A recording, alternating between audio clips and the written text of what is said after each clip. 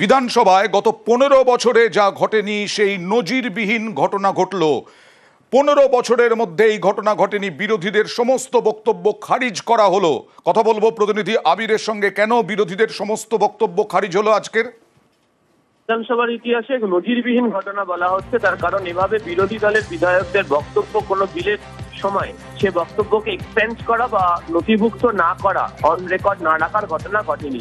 গতকাল এবং আজকে the West Bengal sales tax সংশোধনী বিল নিয়ে আলোচনা চলছিল। বিজেপির যারা বিধায়করা ছিলেন গতকাল আলোচনায় অংশগ্রহণ করেছিলেন এবং আজকেও অশোক লাহিড়ী এবং অম্বিকা রায় তারা দুজন অংশগ্রহণ করেন। কিন্তু বিধায়কদের বলা হয়ে যাবার পরই বিল সংক্রান্ত বিষয়ে যিনি মন্ত্রী, যিনি বিল পেশ করেছেন, তার তরফ থেকে জবাবি ভাষণ দেওয়া হয়। সেদিনকে দেখতে পাওয়া যায় মন্ত্রী চন্দ্রিমা ভট্টাচার্য তিনি যখন জবাবি ভাষণ দিতে ওঠেন তখন তার বক্তব্য না শুনে বিজেপি বিধায়করা বেরিয়ে চলে যান এবং এরপরই হচ্ছে পাল্টা শাসক দলের তরফ থেকে স্পিকারের দৃষ্টি আকর্ষণ করা হয় এবং সেখানে বলা হয় যে কি করে এমন ঘটনা ঘটতে পারে এবং প্রত্যেক মুহূর্তে কখনো ওয়াকআউট করে যাওয়া, কখনো বিলের আলোচনাতে উপস্থিত না থাকা এবং এদিনকেও তারা বক্তব্য রেখে মন্ত্রীর যে জবাবি ভাষণ তারা শুনলেন না, তারা এখান থেকে বেরিয়ে চলে গেলেন। এমনকি পরিষদীয় মন্ত্রী শোভনদেব চট্টোপাধ্যায়কেও বলতে শোনা যায় যদি এরকম চলতে থাকে তাহলে তারাও শাসক দলের পক্ষ থেকে বা সরকার পক্ষের তরফ থেকে বিধায়করা বিরোধীদের কোনো বক্তব্য শুনবেন না। তারপরে স্পিকারের তরফ থেকে রুলিং জারি করা হয় এবং স্পিকারের তরফ থেকে বলে দেওয়া হয় বিধায়করা অর্থাৎ বিজেপি বিধায়করা যে বক্তব্য রেখেছেন সেই বক্তব্যকে এক্সপান্ড করা হচ্ছে।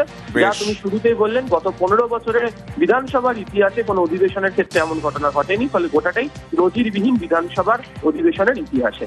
ওকে। আর বিহারে কনস্টেবল নিয়োগ দুর্নীতি, সেই কনস্টেবল নিয়োগ দুর্নীতিতে এবার কলকাতায় ইডির পর হানা। বিভিন্ন জায়গায়, কলকাতার বিভিন্ন জায়গায় হানা। কোন কোন জায়গায় হানা চালালো? দেশ জুড়ে তল্লাশি অভিযান চলছে, তার মধ্যে কলকাতা কেন, কি যোগ? কথা বলবো প্রতিনিধি অমিতের সঙ্গে। কলকাতার ওল্ড কোর্ট স্ট্রিট অর্থাৎ কলকাতা হাইকোর্টের পেছনে এবং অন্যদিকে মধ্যম গ্রামের একটি ছাপাখানাতে ইডির তরফে তল্লাশি অভিযান চালানো হয়েছে সকাল থেকে।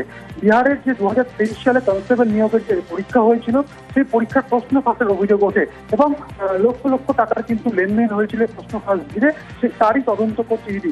আজকে দেশ জুড়ে প্রায় 11টি জায়গায়, নালন্দা, পাটনা, লখনৌ, এই সহ কলকাতা, মথুরা এই সহ প্রায় 11টি জায়গাতে ইডির তরফে অভিযান চালানো হচ্ছে। বিশেষভাবে উল্লেখযোগ্য ইডির তরফে যেটা দাবি করা হচ্ছে যে গত বছর অর্থাৎ 2024 সালে নিট পরীক্ষা প্রশ্ন ফাঁসের যারা অভিযুক্ত ছিলেন তাদের সাথে এই বিহারের কনস্টেবলের পরীক্ষার যে প্রশ্ন ফাঁস, তাদের কিন্তু এই অভিযুক্তরা প্রায় এক এবং এদের মাস্টার মাইন্ড কিন্তু একজনই, এমনটা কিন্তু দাবি করা হচ্ছে ইডির তরফে। বেশ।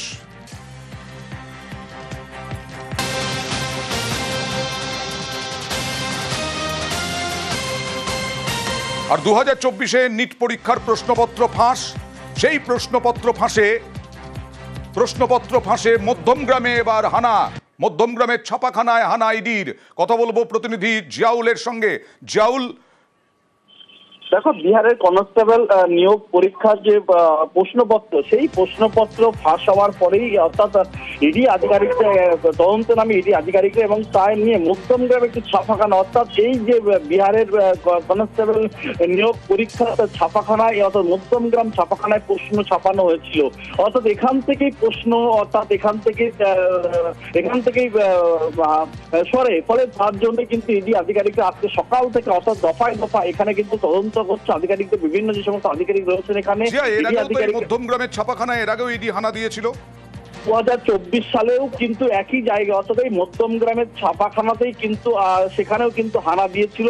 সেবারেও কিন্তু ছাপাখানার যিনি মালিক তাকে কিন্তু গ্রেফতার করা হয়েছিল এবং তা নিয়ে যে সমস্ত কর্মীরা রয়েছেন তাদের কাছ থেকেও এই ছাপাখানা থেকে এই প্রশ্নপত্র এখান থেকে ফাঁস হয়েছিল, এমনটাও কিন্তু ইডি আধিকারিকরা মনে করছেন। তার জন্য দ্বিতীয়বারের জন্য আবার আজকে সকাল থেকে কিন্তু দফায় এখানে কিন্তু তদন্ত করছে ইডি আধিকারিকরা এবং এখান থেকেই প্রশ্নপত্র ফাঁস হয়েছিল এমনটাও কিন্তু ইডি আধিকারিকরা জানাচ্ছেন। বেশ।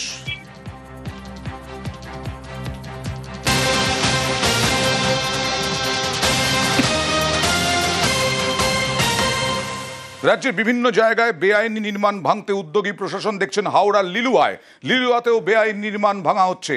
হাওড়ার লিলুয়ায় বেআইনি নির্মাণ ভাঙল বালি পুরসভা।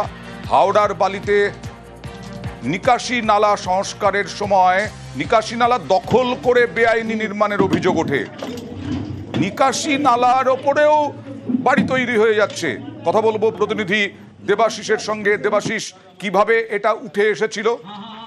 দেখো, মূলত এই যে লিলুয়া অঞ্চলে প্রায় 7টি ওয়ার্ড বালি পুরসভার এই এলাকায় দীর্ঘদিন ধরে জমা জল সেখান থেকে নিষ্কাশন হচ্ছিল না। এরপরে কিন্তু এলাকার প্রাক্তন কাউন্সিলর কৈলাস মিশিয়া সে কিন্তু বিভিন্ন জায়গায় ভিজিট করতে থাকে, যেহেতু আমরা জানি বালি পুরসভায় হাওড়া পুরসভার মতন কিন্তু কোনো প্রশাসক বোর্ড নেই, প্রশাসক বোর্ড নেই। ফলে তারা যখন প্রাক্তন কাউন্সিলররা যখন এলাকা ঘুরতে যায়, তখনই মিরপাড়া এলাকায় দেখা যায় যে মূল যে নিকাশি নালা, বড় নালা, সেই নালার উপরে কার্যত নিচে গর্ত করে সেখানে পাঁচিল দিয়ে একটি বিল্ডিং তৈরি হয়ে গেছে। ফলে যে 7টি ওয়ার্ডের জল যে ঝিলে গিয়ে পড়বে সেই রাস্তায় কার্যত বন্ধ হয়ে গেছিল। এরপরেই কিন্তু তিনি সরাসরি দ্বারস্থ হয় মুখ্যমন্ত্রীর কাছে। গত পরশু মুখ্যমন্ত্রীকে তিনি পুরো বিষয়টি জানান এবং তারপরে 12 ঘন্টার মধ্যে মুখ্যমন্ত্রী মমতা বন্দ্যোপাধ্যায় জেলা প্রশাসনকে নির্দেশ দেয় যেন 24 ঘন্টার মধ্যে সেটিকে ভেঙে ফেলতে হবে, এবং সেই অনুযায়ী গতকাল থেকে এই নির্মাণ ভাঙার কাজ শুরু হয়েছে। নিকাশির সমস্যা থেকে মিটবেন, মানে মুক্তি পাবেন বাসিন্দারা? দেখো, এখনো পর্যন্ত বালি পুরসভার ইঞ্জিনিয়ার এবং প্রাক্তন কাউন্সিলর যারা রয়েছেন, যারা ভিজিট করেছেন, তাদের দাবি এটাই হচ্ছে মূল যে নিকাশি নালা, এটা যদি পরিষ্কার হয় অনেকটাই কার্যকর হবে। তবে একাধিক জায়গায় কিন্তু এরকম নালা বন্ধ করে বালি লিলুয়া এলাকায় বেশ কিছু কনস্ট্রাকশন রয়েছে, সেগুলির উপরে নজরদারি শুরু করেছে ইতিমধ্যে বালি পুরসভা এবং হাওড়া প্রশাসন। ওকে, দীর্ঘদিন ধরে জলের সমস্যায় ভুগছি। এখানে জল পাসই হয় না, বাচ্চা কাচ্চারাও এইভাবেই এখান দিয়ে স্কুলে যাওয়া আসা করে। অনেকদিন ধরে কি সমস্যা? হ্যাঁ, অনেকদিন ধরেই না, জল বেরোয় না এখানে।